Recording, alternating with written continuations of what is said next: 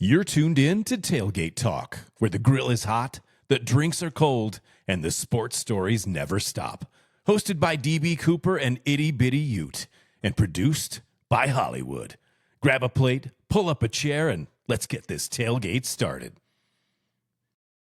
Welcome into Tailgate Talk, where the food is cold and the drinks are hot. I'm DB Cooper with my boy Itty Bitty Ute and our oldest boy producing on the ones and twos, Hollywood. How we doing, gentlemen? Good. And I might add, very oldest boy, Hollywood. He's much older. Listen, But he's I the was going goodest back boy. through the podcast and listening to our interview with Josh Nurse, and there was a point in the podcast where DB or Itty Bitty, you said, "Yeah, Hollywood's old," and Nurse laughed, and I thought the laugh was a little too much, so it hurt my feelings just a little bit. Are you beefing with Josh? Hey, we're gonna be cornhole partners, so I'm gonna let it slide. But I just thought it was a little too much laughter. I'm a little worried he never shows up at the tailgate just with being a little aggressive that he has to be partnered up with you. What if he didn't want to be? Yeah. He doesn't have to be. He doesn't want to be But partnered if he up wants with to win, 5-year-old. this shoulder has been pitching softball long enough that it's ready to roll. All right, fellas. Well, let's just get into it. We've got a lot to cover tonight, and I think we'll get talking for a while once we get to the Utah game. Before we get to that, Itty Bitty, I would love to hear. I've had a lot of people ask me, DB this, DB that. What is Tailgate Talk? So, Itty Bitty, I want to ask you, in your opinion, what is Tailgate Talk? I mean, to me, when the idea was thrown around, I didn't know what to think of it. I was yes, I was no. But then, I kind of thought of our times at the tailgates and what I would do to have that more often. And so that's exactly what it is. It's Tailgate Talk. It's what we do at the tailgates. And we might cover X's and O's, but usually you don't at tailgates. We talk about what you normally would at a tailgate. The food, the game, the hype, the players you're excited to watch. How's the family? All that garbage is what we are about here at Tailgate Talk. And I'm here Hot for take, it. family being garbage. Very my very family necessary. doesn't put up a 92% win record on cornhole. I will say that. So, I love them. Love you, Mrs. Itty Bitty, if you're listening. Beautifully said. I've been curious just because a lot of people have been like, I don't know if they know like what we are. Are we breaking down film? Are we insiders? No, we're not. We're talking like we're at the tailgate. We're enjoying some fan banter. Now, we do have perspectives of the game and opinions on the games, and we're going to share those. We're not going to break down technique and all that. We're going to talk just like we do at the tailgate. And we have our, betting football playing experience for one of the best coaches of all time in the state of Utah. And in Hollywood here played, JV football back in the day. So, we put our input in still, but. Sweet. Yeah, couldn't agree more. Beautifully said. Well, let's just kick it off. We all had trips. Hollywood, how was your trip this week? It was great. We had Red Hawks won against Farmington, so took care of business. Rough first half, but we took care of business in the second half. So it's a good business trip. All right, and that's talking trips? Hollywood. Itty Bitty, you spent a week in California. How was your week in California, Itty Bitty? Tell us about it. Dude, it was as magical as it could get. I mean, I don't think that trip could have gone even more perfect. I'm being dead serious. Not to toot on anyone's parade here, but so we went down St. George, broke up the drive, had a couple days there with the family, and then we continued on Monday. And then we did Disney a couple days, did a Dodgers game, a Shohei bobblehead night, got a bobblehead. That was great. Well, do you want to tell the full story? I mean, I got 3 bobbleheads. Yeah, he got enough that there was a little kid that went to the game that night and didn't get one. Well, but Itty Bitty walked away with 3, so that's good. Okay, when we walked in, they were like a bobblehead per ticket. So I had myself, my wife, and my 4-year-old. So my kid did get a bobblehead. Yes, you're right. Hey, anything else? Show up I just wanted to make sure. I just wanted to make sure we clarified on. You said a bobblehead. You got it was more. You're right. I got 3 bobbleheads of Shohei. Plural? I'm gonna tie. I thought you got one for each of us. That's what I was thinking. Just his 2 daughters that are so into Shohei Ohtani. Yeah, you'd be surprised. And then Saturday was kind of like a pool day. Met up with DB, went to the game, and I'll have DB kind of. How was the meetup before we get to the game? Huh? What was that? How was the meetup? We held each other for a couple minutes, I think. Yeah. Whispered sweet nothing Yeah. into each other's ears. Airport pickup. The cops were like, "Hey, come on." No, give us a second. All right. Yeah. So I had a wild experience. I told Itty Biddy this already, but you would never. Have you ever flown budget in your life? No. Like a budget airline? Spirit is about as close as it got. That's a budget. Spirit's a budget airline. How long was the flight? Just to Las Vegas. Quick trip. Okay. So this is 1:20 on an Allegiant, an hour 20 on Allegiant. It's chucked pack with Utah fans. We're all red. It's beautiful. We're flying out of Provo. We're doing cheers. Give me a U. Give me T. I was on 2 hours of sleep that night. I was seeing stars, but we're leading cheers, getting the boys riled up. It's all good and dandy. We start doing Utah, man. Now we're about 40 minutes into the flight, 35,000 feet. And we're singing Utah, man, because we're doing that every 15 minutes, quarter of the hour. And with that, there's one guy on the plane with the BYU hat on. He stands up, turns around, goes, "Shut the up. We're trying to sleep around here." This is an 8 a.m. flight. And when he drops the F-bomb, a Utah fan stands up and says, "I'll make it quiet for you," and bang, pops him right in the jaw, takes him down. He gets startled, goes down. With that, right behind the Utah fan is a U.S. Marshal. Pop, pop! A forearm right into the ground, head into the ground. He hog ties him with some zip ties. It was incredible, bro. It was incredible. So that's how we started the day. It was so nuts. But we landed it safely. Everyone cheered when the Utah or the BYU fan fell on his ass. Everyone cheered, and when the Utah fan got arrested, everyone booed. It was great. And just tons of fun. So a Utah fan didn't make it to the game. I don't think so. I mean, maybe they let him off, but yeah, I think he might have been in the cell block listening to it. If you're listening to this podcast and you know this gentleman, let us know. We would love to have him on as a guest. Yeah, yes. definitely would love to interview him. In fact, we'll buy his salmon at our tailgate. Yeah. And we'll wine and dine him a little bit too. When he told me this story, I've never been more proud to be a Utah fan than hearing that. So proud. Beautiful. So we met up, watched football for like 5 hours. I had 8 Sprites. I'm having stomach issues. I don't know if it's from yelling at the game or if it's how many Sprites I had this weekend, but I had so many Sprites. Hit our bets. There were so many Sprites partaken at the sports bar, and then another one in the Rose Bowl, and then I think another couple after on the pool day. Drewby or Itty Biddy, anything else pregame that you want to talk about events wise?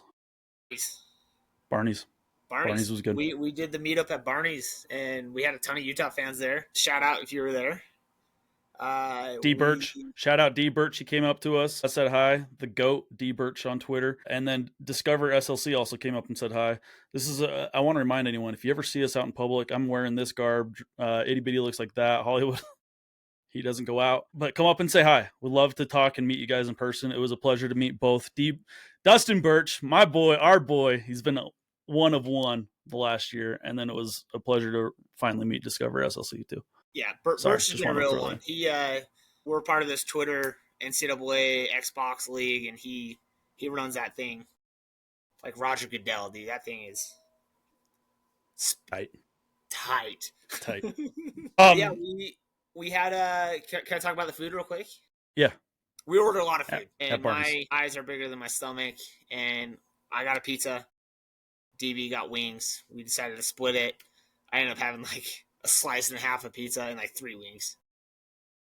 Just one of those days.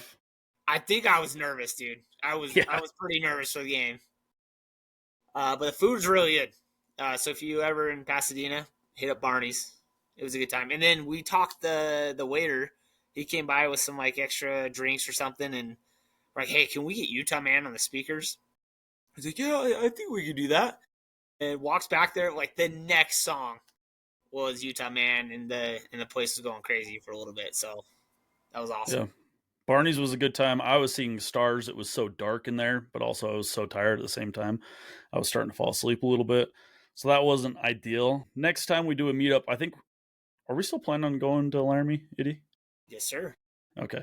At Iddy or at Laramie for the Wyoming game, we're doing another meetup. A Big Z's planning that one out. So we're going to do another meetup at the Wyoming game. We'll be a little bit more active, a little bit, hopefully a bar that's a little bit more interactive. We had Utah fans all over the place. We were kind of shoved in a corner where no one could really see us, which kind of sucked.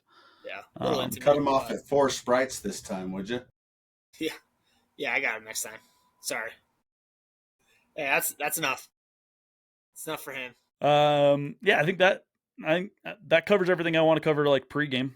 Anything else you before walking into the Rose Bowl? Yeah, I mean, walking the Rose Bowl is cool. There's a lot of red there. When we got to the Rose Bowl in parts, I told DB, I was like, screw it, 44-10, Utah. And that was my prediction walking into the Rose Bowl. And then 43-10 happened. And it was one extra point missed away from being dead on. Just a bad snap First away. touchdown. Bad snap. Rose Bowl's a classic. Can't go wrong there. At sunset with those palm trees hanging out. It's beautiful. It's Where so were you guys interesting. sitting? Right next to the tunnel where Utah ran out. Our tickets were way up high, GA, but we parked ourselves right there next to the tunnel. Yeah, we were supposed to be way up high. We showed up like right as the gates opened, pretty much like almost 2 hours early. I want to say walking in, it's so crazy. There weren't very many UCLA fans there when you were in the stadium, but outside, a ton of them tailgate. Props to UCLA for showing up and tailgating. It's a good scene out there. Looks like a lot of fun. And again, like they don't have a lot of fans showing up to their games, but the ones that are showing up are tailgating, and I appreciate that. You don't have to be the loudest in the stadium, but you have to give it your all outside the stadium. So that's where we show up. So shout out to the diehard tailgaters there at UCLA. Walked in, and since we were there so early, we just walked down towards our tunnel, and somehow every single seat, there were 5 of us, but every single seat around us filled up except for the 5 parts of the benches that we took, and we just were right next to Utah's tunnel. It was pretty sick. Living right on and off the field, man. That's right. Yeah. Drinking those Sprites. And being down that, I don't know if you've ever been to the Rose Bowl, but the first like 10, oh yeah, you have. You've been there with us, but we sat in a good spot where we were kind of up high, which is a good angle. But I don't know, like the first like 10 rows, you're practically like on the field.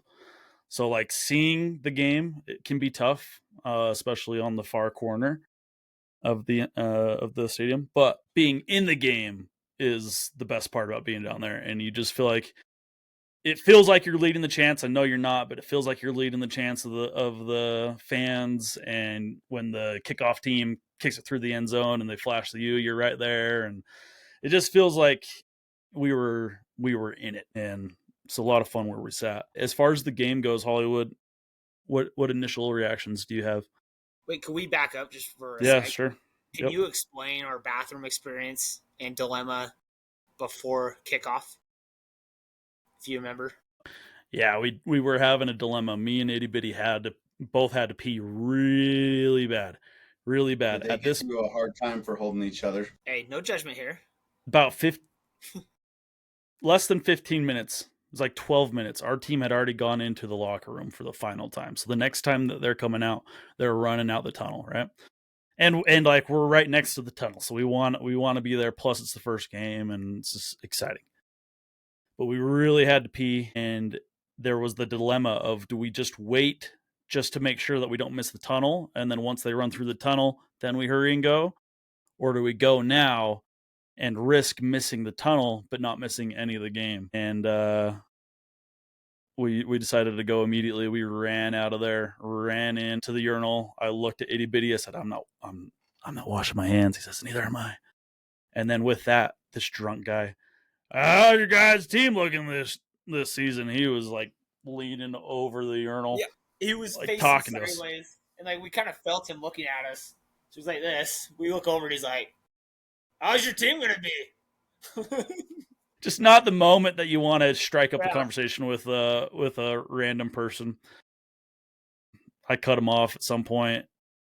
Everything is out, and there's no like dividers in between the urinals. It's wide open. So It was tough practically scene. tough. Yeah.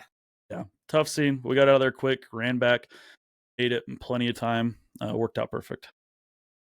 Do you have anything you wanted to add to that? No, that was good. Hollywood, talk to us about the game, bro. It is. I feel like I'm going to jinx it if I talk to you about how excited I was during and after the game, because I went back and watched it twice after. Once Sunday and then again Sunday night. But, I knew the defense was going to be okay, right? Utah's known for having a defense. I feel like the one thing that we always struggle with is a good quarterback that's consistent, an offensive coordinator that calls not just a 21 dive throughout the whole game, but different plays that allow the offense to move up the field. And first offensive possession, 1st and 10, first down. Second play, first down. And just to consistently walk and move up the field, having a dual threat quarterback that can run, that can throw. I can't tell you how many times he was rolling out and either jumped, threw off balance, but was putting them on the money. I mean, my jaw hit the floor a couple of times, and they just looked like a dominant team. I was not expecting that out of their offense, but the new offensive coordinator, Dampier, the running backs, the dual threats. I don't know if it's the Hunter effect, but watching Utah have multiple guys play both sides of the football was great. I thought that they did a fantastic job and could not be more jealous of the two of you being there live to be able to watch it. So I know you were there for it, but have you gone back and watched the recap of the game on TV? When we were back in bed at 1 a.m. Cuddling each other, we were spooning and watching it already. We're not actually 1 a.m. joking. Sunday morning. We stayed with, we had a hotel, my wife and my 2 kids. I was like, dude, come down to the game. Just stay with us. So it was me, DB in a bed. My wife's in the bed next to us with my 4-year-old. And then the baby's sleeping in the back and play. And we're both on our phones watching the game. It was incredible. So yeah, I just made it through. I take a little bit longer on the rewatches sometimes. Sometimes I'll fly through them and watch them multiple times, but I took my time with this one, really enjoyed it, and I just finished it fully today. Really good points though, a lot to cover there. I've had some fun thoughts. I think we've all pointed to that first play, the first offensive play. So let's rewind to Hollywood's, how we come out marching down that first play. I loved it. I think it sent a message with sending Wayshawn out there to send that little crack block for Smith, and Wayshawn had to make that block, otherwise it's blowing up, and he put his life on the line. I think it was a good test to see, how dedicated are you to this? Are you just about me? Are you about the team? It says a lot on the first play of the season to me. And then I just couldn't believe it. We we went to Smith right away. You called it pregame. You said you thought he was going to be playing offense a lot more. You need to be putting your these thoughts on Twitter X so he can go back and say, here's the receipts, because he called that one too.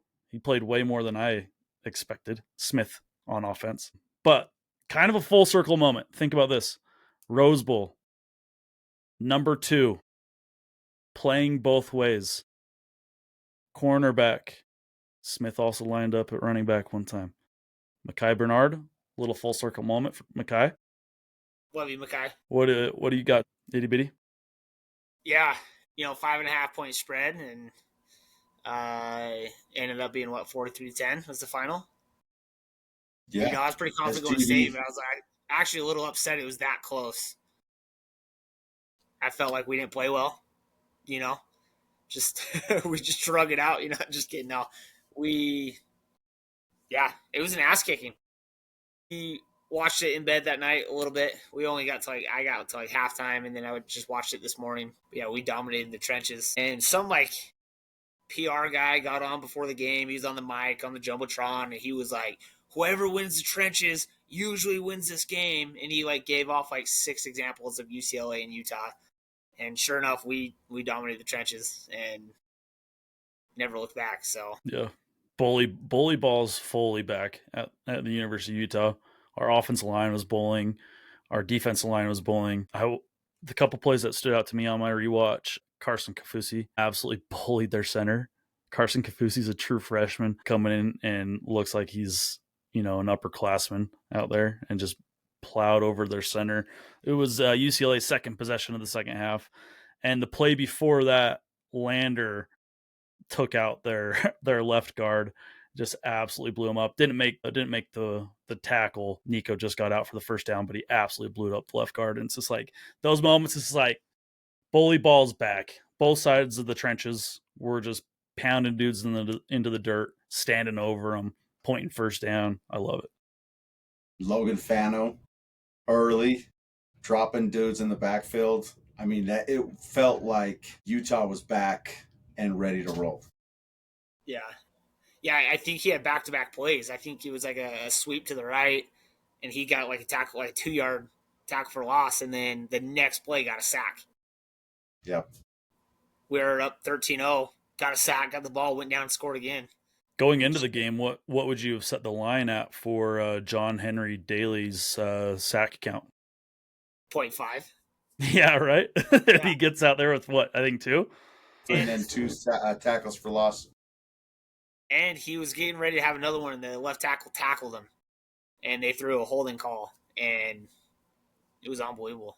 He also is what forced that interception on the screen. He had a spin move on his lineman that was supposed to be blocking him, even though it was a screen, and practically came in untouched. That's why Nico rushed the throw, went high into Trey Reynolds' hands. But then also, this dude's 6'4", 247. He's not a monster, but he looks big out there. He almost blocked a punt. He was flying so fast. It was right in front of us. He was flying in so fast, nearly blocked it. And I'm just trying to go through my head of previous great defensive ends at the University of Utah. I don't know if I've ever seen any of them lay out like that to try to block a punt. I don't know if we've ever had that type of quickness from a D end. Speaking of quickness, from an offensive perspective, Dampierre, when he got outside and it was one-on-one with a linebacker, an outside defender, I mean, he had him on skates.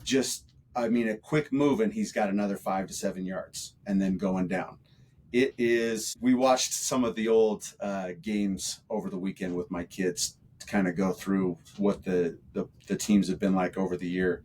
And Travis Wilson, watching him run, it's night and day to be able to have a quarterback that can get out and make those kinds of moves. I am as high on the University of Utah as I've ever been going into a season. And I'm trying to temper my expectations, but it's after a week 1 performance like that, it's hard not to get your hopes up about and that was going to be my question for you. Itty Biddy, you had your overall record for the University of Utah at 9-3. DB Cooper, you had yours at 8-4. Are you feeling good? What are you feeling about those predictions going in after you saw them play week 1? I feel good. I feel really good. I'm obviously hoping for 11-1, 10-2. But yeah, I think 93 is still on par right now. Yeah, I think I'm probably a game off at this point, a game or 2. If I had made that prediction knowing we were going to have that type of offensive night, I probably would have predicted 9-3, 10-2 is more realistic than 8-4. I do have a couple things that are causes for concern though, for tempering expectations. First, I do want to say though, I'm a fan of team fun, and when it's going good, just buy in and believe it. It's just more fun. We walked out of that stadium practically like we had won a championship. We did the same thing in Oklahoma State last year.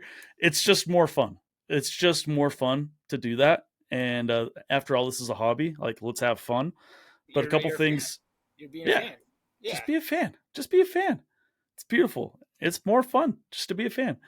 But if you want to be a little bit more realistic, I got a couple things. One that I can't shake is typically like the teams that are the best at the end of the year weren't the best week one. So that makes me a little nervous. Do we just play the best game and we'll play all season? Is there that much more room to grow and get better? Is this peak? I mean, typically.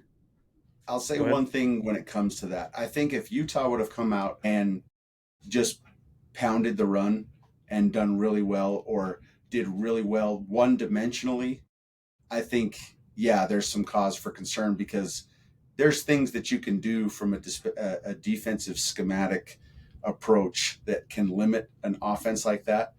But to see all of the different ways that they were able to move the ball, it has been a very, very long time for me to see the University of Utah to move the ball in all of the different ways they were able to move the ball. I mean, tight end outs, wide receivers that could run and catch the ball, multiple running backs that can get downfield. I just look at the multiple ways they were able to move the ball downfield and would say, as a counter argument, that's one of the things that I would say to support being optimistic. But again, it's true. If they're good at the beginning of the season, it's not always a factor that they're going to be good all season. Yeah, those are good points. And I kind of goes, I wrote down like the offense is just mass confusion. Like there's numbers everywhere. People are lining up everywhere. My favorite one was, and I know like little things like this are totally intentional. Both have their hand in the dirt.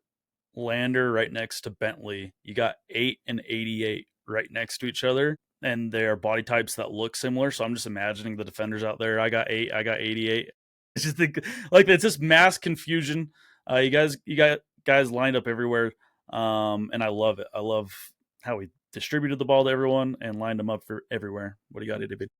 Yeah, I was gonna say, there's how many times during that game we ran an offensive play and we looked at each other like, who has the ball? We didn't know where the ball was going. Like, it's got to be confusing. I know, like, our angle could have been tough, but, I mean, I haven't been that confused as a fan in a while. Yeah. So that was pretty cool. Watching the broadcast, there were times where the camera would pan to the wrong part, thinking that they had the ball, and they didn't. Yeah. Yep. Just mass confusion. Swing tackle and jumbo formation, but we're throwing out of it. We have 2 tackles pulling to the left, but we're running right. Like, it was chaos, dude. Yeah.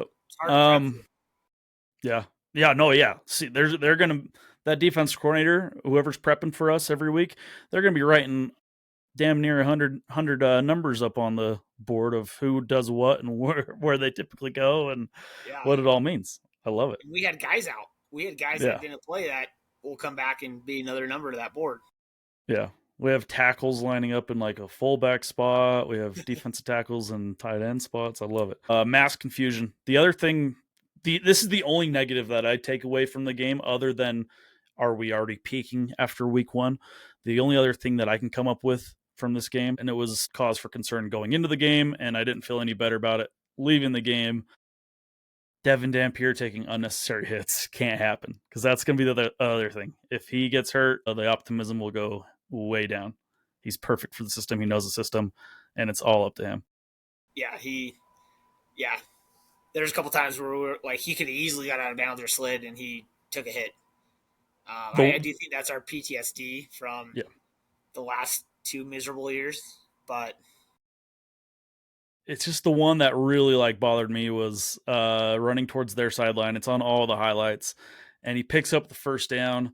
It's when his helmet came off. And like he could have slid, he maybe could have even tried to get out of bounds and it would have been all right. But he just kind of like ran right into the defender, got blown up, got his head knocked off, helmet knocked off, which like I always appreciated that about Cam, like laying your body, putting your body out on the line. and putting it all out on the field. But like it's just I can't handle the unnecessary hits to the quarterback. Not this year. A little PTSD. Luckily, I don't think he's built out of glass like the last couple, but still. Yeah, he was jumping up right away after those hits and did not seem affected one bit. But that's the difference between taking those hits game 1 and game 10, 11, and 12. Yep. Yeah. Yep. And sometimes you got to put your, if you're fighting for the first down or the goal line and it's do or die, like go for it and put your head down. When you've got a first down already and you can't really, there's no way to score, just freaking slide, please, or get out of bounds, please. Yeah, to Hollywood's point, though, I think we were firing on all cylinders. I mean, yeah, we had a bad snap and a missed PAT, but like our special teams was winning. I mean, we pinned him, our only punt, we pinned him in the 5. Our kicker is unbelievable. He booted 4 of 6 out of the end zone and drilled a 54-yarder. Defense got a pick, bunch of sacks. We held one of the best quarterbacks in the country to 120-something passing yards. And, I mean, we obviously talked about our offense, so. Yeah, the new play calling into the quarterback did not seem to be an effect on Utah like everybody thought it would be. Yeah. No difference. Scally was well prepared. Our tackling wasn't great. That was like the biggest knock that I could find on field production. But then again, too, like who we struggled against was mostly Nico, and I don't think we'll face any other like 6'7" freakishly athletic quarterbacks going for the rest of the year. So I'm not overly concerned after week 1 with that. It wasn't as bad as at Florida a couple of years against Anthony Richardson, but it could be better. Yeah. Couldn't be more thrilled, though. I mean, we were on cloud 9 leaving that stadium. That was so fun. And it felt like it was 45% Utah fans, 40% maybe. And then third quarter, it was all Utah. I mean, we were doing our chants. They had their PR people on the field with the mic doing their chances, and we took over. Yeah. Not sure if you could hear that on the broadcast, but that was a blast.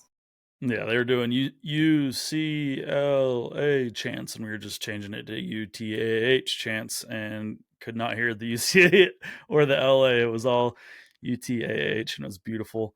I think it was the pick, the interception, when I blacked out. I had been yelling for so much and screaming for so much, and then that was just kind of like the capstone. Like everything was going right for us.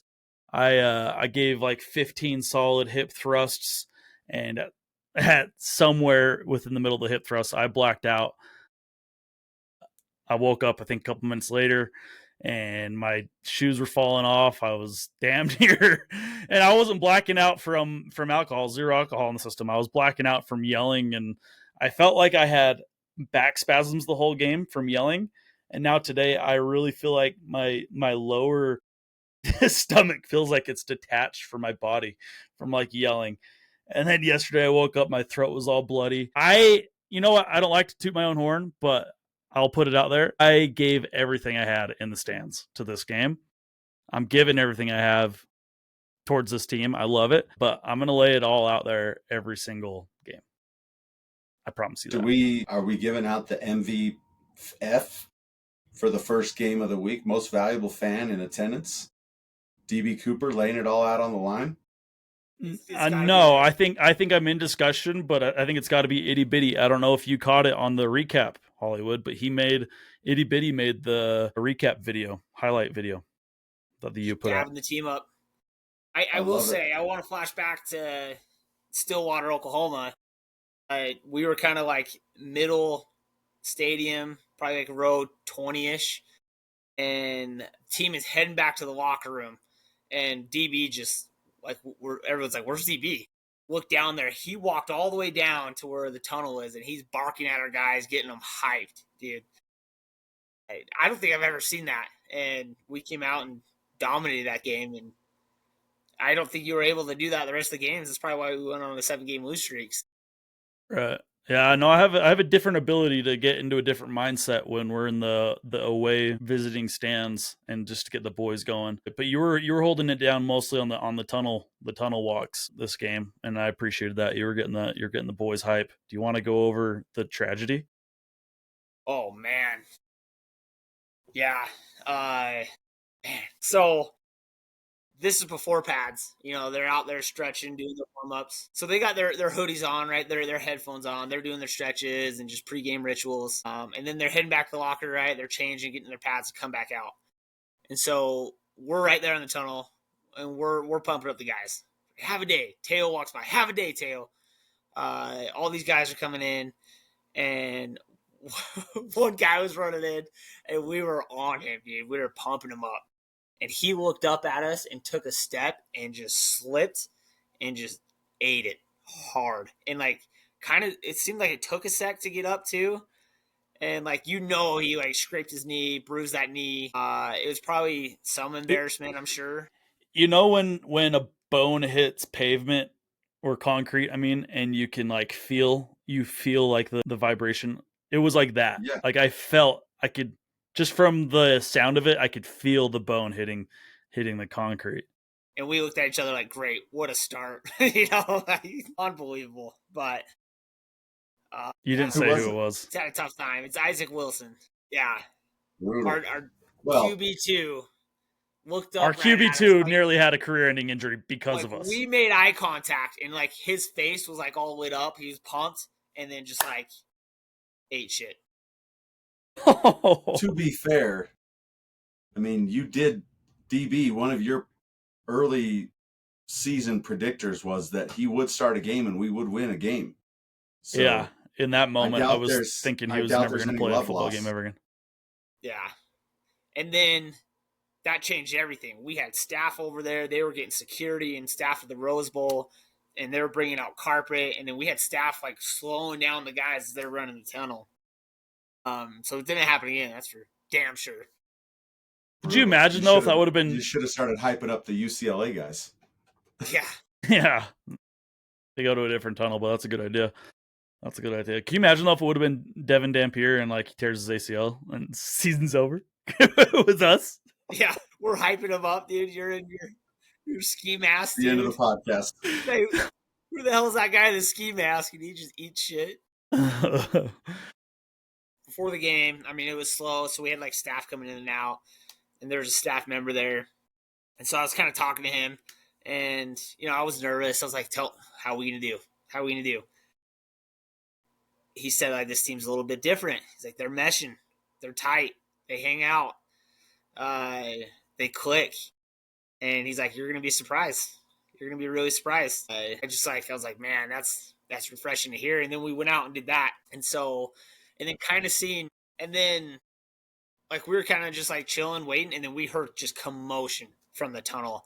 Look down there, and Dampier and Logan Fano are vibing. They're getting their boys hyped, and it got us going though. But I love it. So that staff member telling us this team is a little bit different. They click, they vibe. It was pretty refreshing to hear. Makes me excited. They showed it too. Every time Devin hits the ground, everyone's over there to help him up. That wasn't like that last year. They're hyping themselves on after every play. Everyone's celebrating with everyone. Coach Witt's getting in on the action and high-fiving dudes on the bench. Another thing I wanted to add that was pregame that was astonishing, Nate Johnson's legs are the size of Northern California redwood. I'm not even kidding. That kid has the biggest legs I've ever seen. So shout out to Nate Johnson's legs. Yeah, keep those squats, dude. And our quarterback, bro. Our quarterback squats 595. So I got a question for you, and I don't want to go down a rabbit hole on this, but wanted to get your thoughts on the transfer portal and having Utah be able to go from what we were last year to what we are this year because of the transfers that we were able to have. What are your thoughts on Utah being able to pull the talent that we've been able to have over the last year? I think in a perfect world, guys are at their school for 3 to 4 years. I like that better as a fan just because I like to invest in dudes' stories. And we're sitting there game one at the tunnel, and we don't know who anyone is. When they're walking in and out, we're looking up numbers. We don't know their faces. So it's just like you know the team less, which as the fan that I am kind of stinks, but from a win-loss perspective, it's probably better. And, you know, we're benefiting from that. I would be done if I was like a Wyoming fan or San Jose State fan. Like those, or New Mexico. Like imagine being a New Mexico fan and watching that UCLA game and being like, there's our coach, our OC, our quarterback, our running back, our receiver. Like, yeah, it's great for us, but it sucks for them. Yeah, same thing. I think we've had a lot of 3 stars, 2 stars. Devin Lloyd is a perfect example of that. I mean, that dude would have probably just transferred somewhere and got the bag with how good he was. But we watched him build up, and yeah, this transfer portal is taken away from it. And I hope we put some more guardrails up to protect schools like Utah. But sure as hell glad we got Dampier and Sean and all those boys. Yeah, I think it emphasizes the culture that the coaching staff is able to put in place, because anybody can go and get the bag and make their money, right? But to be part of a winning culture that produces NFL talent, I think is something that's going to help the University of Utah keep that talent. Love it. Love it. Great question. Yeah. I mean, we're putting basketball guys in the NFL right now, which is crazy. Do you have anything else on the game? Either of you? Just the fact that Iddy Biddy and I cleaned up. I mean, you talk about the USF pick and having that be a no sweat. That Utah 6.5 spread or 5.5, whatever you got that at, that felt comfortable from the first quarter and beyond. That was one where you sit back and go, yeah, that's easy money. That's easy money. And to add to that, as we were driving out there, I was looking up player props and found Dampier at 62.5 rushing yards. And by halftime, he was over that. And so that was another sweat-free victory on my end. Was it the Yeah, so let's get into. Was it the USF pick that you were mentioning earlier? Was that the one that our listeners didn't get to hear of mine because you took too long to get our recording out? Or That's the one. okay, so I was just double checking. Do you want to go over? But Why don't you go over that? If they did listen, we had some pretty decent picks, and I think this is probably a good time to go over those, because hell of a start to the season, not only just from a week 1 perspective, but from a futures standpoint. I mean, other than my right, yeah, let's dive into that. How about your Heisman and Yeah. national champion? Yeah, let's dive into that. Brutal start. He looked like he had never played college football in his life. Throwing over, behind, he looked like the moment was too big for him. And hopefully he settles down a little bit. But man, it's that was tough. And it adds insult to injury that every other commercial during the game has a Manning, if not Arch Manning, as part of that commercial, and he's getting his teeth kicked in while the game goes throughout. So I have to stick by my pick, but that was not a great start for Arch and the Longhorns. Yeah, not great. I will say my Jake Ratzliff Heisman pick is looking nicer than the Arch Manning pick right now. Yeah, That 69-yard rushing touchdown was a thing of beauty. Yeah. He's on fire, dude. I love the guy. I gave out USF, the Bulls, plus 6.5. They destroyed Boise. And then Georgia Tech, minus 4.5 was the ultimate comeback win of all time. It was looking like Georgia Tech was going to kick the field goal for the win, which wouldn't have covered the spread. But my boy Haynes King ripped off a 50-yard QB keeper. I was absolutely losing my mind. My wife about had a heart attack, yelling at me to shut the fuck up. But you know what? You got to let it fly when the bets hit like that. Here's a bad beat. A friend of mine bet the over on Utah at 53.5, and he about shit himself when Coach Witt went for 2 there. If we kick that extra point, that's all it took. We make the extra point. We don't even have to worry about going for 2. and he got hosed. That's why you don't bet in the University of Utah football games. You don't want to be mad that the over didn't hit. I took the under at 52.5. Oh, and that was rough. Yeah. Don't bet. It's never good when you're wishing that they go for 2 and miss it just so you can cover your spread. Yeah. You just got to cover. You just got to bet spread. Can't bet. If it's on your own team, like, there's no worse feeling. Well, even if it's, like, that's true. I don't know. Even it can even be bad betting on the spread if you have a magical comeback win, but they didn't cover, and you're walking out of the stadium and everyone's on cloud nine because they just witnessed a great comeback, and you're pissed off because they didn't cover the spread. It ruins everything. I can't bet on my own team. It's miserable. Yeah. I don't like it. Congratulations for you guys. The saying goes, good teams win, great teams cover. Good teams cover. We covered. 1-0 on the record. 1-0 against the spread. Itty Biddy, what were your other picks? I didn't do a whole lot because I was gone in Disney, but I did do this teaser and just absolutely crushed it on this one. I'll just lay this out here real quick. 3-team teaser. I took TCU plus 6.5, and they just blew them out today. Took Notre Dame set plus 7.5, and then I took South Carolina plus 3.5. So great start to the football year. Out of that bankroll, baby. You went across the line from the minus 3.5 to the plus 3.5 on South Carolina. I did. And I apologize, Hollywood, but needed to be done. Did you guys miss the Central Michigan San Jose game? Yeah, missed that one. Shit. Yeah. What happened? Live bet them. San Jose kicks a field goal with 1:15 left. So Central Michigan gets the ball back.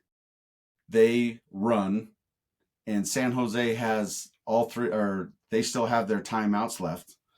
And so they get down to 3rd and I think 1. They get stopped with like 59 seconds left. Should let the clock run, but Central Michigan's helmet pops off on the play. And the rules are, as soon as the helmet comes off, the clock stops. So now San Jose gets the ball back with plenty of time. They march down the field and missed the field goal. And we live bet that one with a spread. We took the money line for Central Michigan at plus 199. And that field goal just about ruined it. But that was one. You talk about a bad beat. That would have been a tough one. Helmet comes off in the play. Luckily, everything works out for the best. But there were some great games this weekend.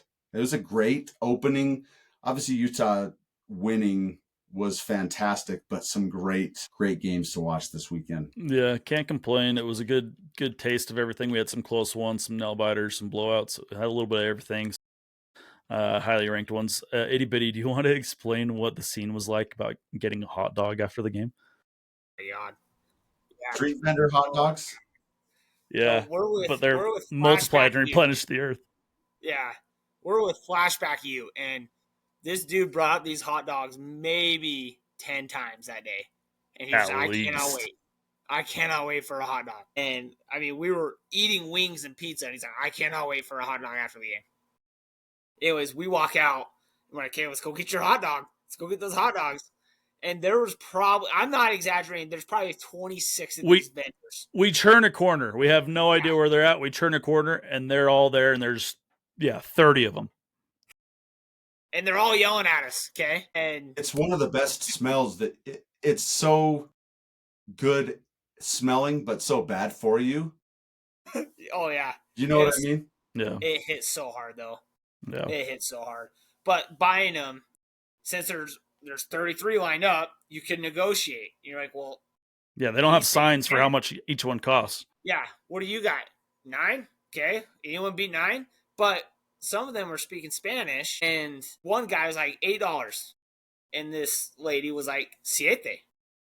And in my head, after the game, I was just on cloud 9. I was like, why? He's saying 8. I would just go with 8. I was thinking siete was like 9 for some reason. And so I was like, well, he's saying 8. And she's like, yeah, siete. And I was like, he's saying 8. And she looked at me like I was crazy. And so we bought the $8 hot dogs. And she was just like dumbfounded. Like, you're joking me. Shout out to Beal for buying those hot dogs, by the way. Unreal. I had one lady, I said, how much for a water? She said, $10. I said, no way, I'll go to the next one. Ended up getting a water for $1. You had water, I don't know what was in there. Yeah, I don't know. There was no label or anything. I'm pretty sure they just like went to the I think it was their cooler or their water bottles to keep the cooler cold. Itty Biddy bought his for 15. Yeah. Like, no way. But anyways, I got 2 stats I want to talk about real quick. There was 8 people that caught a ball. Usually, felt like last year it was like 3 or 4. And that was like on the high end. If that. Yeah. Yeah. You take Keithy away, it was like 1 to 2 people. And 8 people caught a ball, including 3 defensive players. And then the other stat was 14 to 16 on third down. And so we missed 2. We started on our 5. We got to midfield and we punted it to their 5. So we completely switched the field on one of those. And the next one, we went for it on 4th down and scored a touchdown. So really, it was kind of like we went 15 for 16 on these drives, which is unbelievable. Well, I'm looking this up, but I'm pretty sure first downs, we had 30, they had 14. Talk about a difference in stats. I don't even know if we converted 14 third down conversions last year. That might sound crazy, but it's got to be in the ballpark. We got to be close to it. Jamie, look that up. I got a question. I see everyone worried about Lander and Smith Snowden playing offensive snaps and getting injured. Where were all these people raising concern when Smith started becoming our kick returner last year? Why are they more worried about him catching screens than kick returning? The worst hit he took all game was on the kick return. We don't worry about an injury on the kick return, just when he's playing offense. Well, and Smith was our top receiver. He had 6 catches for 51 yards. Dude, he's so good. He makes the first guy miss every single time, and generally the second guy too. He's so good at making the first guy miss. It's incredible. We had the Jag last year, and now we have all these weapons. The Jag couldn't make the first guy miss if his mom's life depended on it. Oh. Okay, here, not to change the subject, but going back to it. So last year's third down percentages and numbers, we were 56 of 171. 32% rate. That's insane. Blew that out of the water. Yeah. I'll change gears just a little bit back to the picks. Did you guys get a chance to watch the Utah State game with Broncos' inaugural first game at Utah State? Looks great. Looks that great. 4.5 game over under for the season. We've got 4 more to go, and I think he's going to hit it. They looked solid. They did a great job against UTEP, and I think we're going to see some interesting things out of Utah State this year. I love it. The pig farmer looked solid. Yeah. Love you, Bryson. Are we ranked this next week? And if so, what are we ranked? I think we jump. I for sure think we're ranked. I saw some estimates showing BYU ranked at 17 and Utah ranked at 19, which I think is high. But Give me the 22. Like the 22. Give me the 22. I'll be so happy if we get the 22 spot. Yeah. I don't really care about the AP poll anyways, but Dude, I saw a poll today having BYU at 7, from on-ranked to 7. Jeez. Was that from the Provo Gazette? No, it wasn't. Was it a Cougar board? It was some national Cougar board. He threw them at 7. He threw us at like 12. When Florida beat us, though, in 2023, they were unranked, and they skyrocketed. I think they were like 13 or 14 after they beat us. Yeah. So it's not it's not impossible, but I'm with you. I think we're in the 20s. But we were a top 10 team, too. Yeah. I don't think we're jumping to 20. I think we might be 22, 23, 24 range. And it's not going to help that a majority of the AP voters are East Coast or South, and they were long asleep. Didn't start until 11 o'clock Eastern time. Yeah, finish at 2 a.m. Eastern. So we probably won't see. You wake up and you see Utah stick it to a Big Ten team, 43-10. They're going to look at the stat line and at least look at some of the recap. You would hope. You'd hope they do. So is it true that UCLA's coach said we were close in his press conference today? Did you see that? I've only seen it in writing. I haven't heard it out of his actual mouth, so I don't know if it's true or not. Be curious. Do you have the tweet? Explain that to our listeners that may not be aware. So the head coach for UCLA, Deshaun Foster, said he felt better after watching the Utah game film than he did late Saturday night. Said we were close. Do they drug test him? Yeah, close to what? The hot dog vendors? 10 was the score. We were 14 of 16 on third down. They were 2 of 11. Okay, we were just shy of 500 of total yards. They were 220. Without looking at their schedule, how many wins do you think UCLA wins or gets this year? They could be bad. They could be really bad. I think Utah State gets more than they do. Have you guys seen who they play this week? UNLV. No. Yeah, I'll be tuning in heavy to that game, UNLV. dude. At home or away? I don't Vegas. know. In Vegas. I'm going to be tuning heavy into that one. Will that be one that you bet, DB? I might put money on Nico. I don't think UNLV they've looked awful. I think I'm willing to bet on Nico looking better than he looked against us, just because there's no way UNLV's defense is as good as ours. It's 2.5. We need him to play well. UNLV minus 2.5. Sorry, UCLA 2.5 minus 2.5. Yeah, I mean, I'll throw a unit on that. I'm not officially putting that in yet, but yeah. Here's the rest of their schedule, because I actually think they're going to do all right. They got UNLV next week. Then they have New Mexico at home. Then they go to Northwestern. Then they have a tough one at home versus Penn State. They go to Michigan State. They have Maryland. They got Nebraska, Indiana. Really tough one at Ohio State. Then they got Washington, and then USC.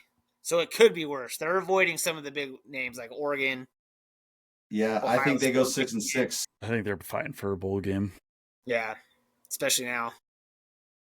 And if the wheels fall off early, they might not even be in contention to get a bowl game. They're like, Nico's going to shut it down probably. So, and not trying to troll UCLA fans, but if I'm a UCLA fan, you got a $4 million quarterback coming to town, and you just got the living shit beat out of you in all aspects of the game. They couldn't tackle, they couldn't block, they couldn't kick, they couldn't throw, they couldn't run. They were close. It's one of the most perfect Utah games I've really ever witnessed. Like we had bad moments, but there's like not a bad thing. It's like we played such a good game, especially for the first game of the season standards. I'm just two of the best offensive drives I've ever seen. That 20-play drive, and then another 19-play drive. Like those are as good of drives. Every third down was like 4 or less yards, easy conversions. It's just everything was clicking. Oh yeah, appreciate everyone tuning in. Remember to like the video, subscribe to the channel, and share with a friend. Always leave a comment if you have questions you want us to cover for the next episode. Leave a comment. We will follow up with all of them. Expect this will get released on Wednesday or Tuesday night, and then we'll have another one, our preview, get released Friday night. Love you guys. Appreciate you. Peace. One thing that I'll add, if you're looking for some great podcasts from some of the other universities out there, go to thecollegehuddle.com. They're one of our affiliates, and we'll be doing some great co-hosted podcasts throughout the season with some of these other universities and their podcasts. So go check them out, give them a listen, but follow us and subscribe. Follow, subscribe, share with a friend. That's it for this episode of Tailgate Talk, hosted by DB Cooper and Itty Bitty Ute, produced by Hollywood. Don't forget to subscribe, leave a review, and share with your tailgate crew. Join us next time for more sports talk, food, and fun. Until next time, keep the grill hot and the stories hotter.